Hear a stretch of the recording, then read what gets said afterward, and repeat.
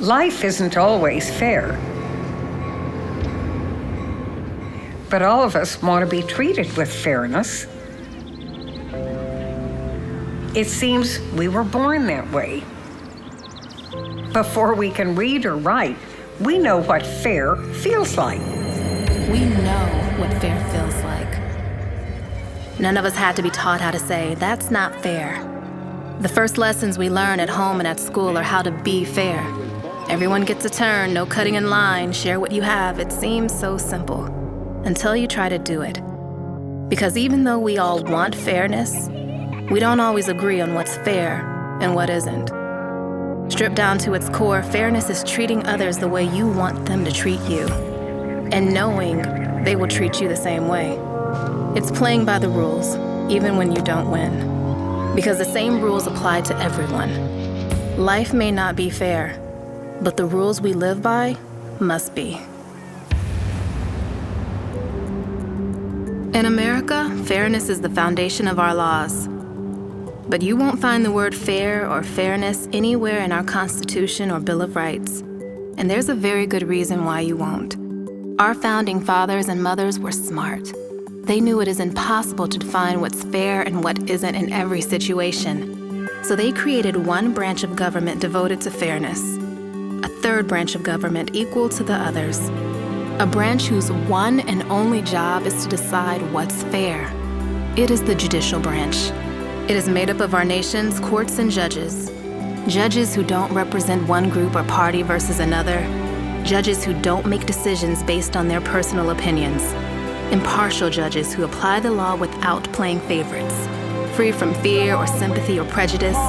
Free from the influence of special interest groups. Free from emotions that fuel our country's most divisive debates. Judges who don't bend the rules. Judges who don't bend to pressure. Judges who stand for one thing and only one thing. Fairness. It isn't flashy work. Nobody ever went to a game to watch the referee, but there can't be a fair contest without one.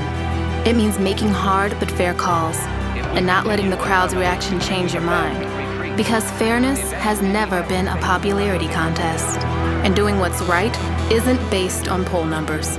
Throughout our history, Americans look to the courts for fairness. Today, Americans still go to court because they trust the judge will handle their case with an even hand, fair and square.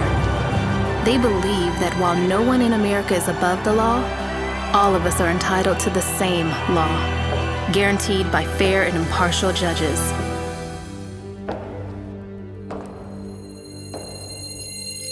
In this country, our courts are the great levelers.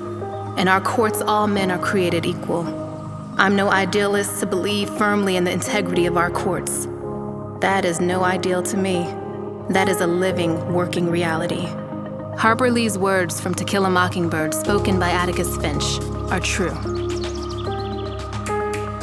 I have seen that reality.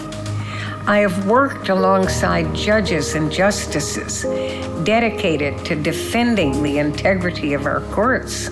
Even-handed judges committed to doing justice for all. Impartial judges who stand outside of politics and partisanship, free from the influence of special interests or particular groups and causes. Because when a judge does what is right according to the law, when a judge decides each case strictly on the merits, when a judge gives every case and every person the same treatment, our courts are what they have always been and must always be: fair and free.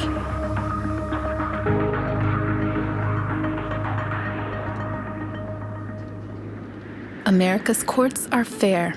Help keep them that way with an informed vote.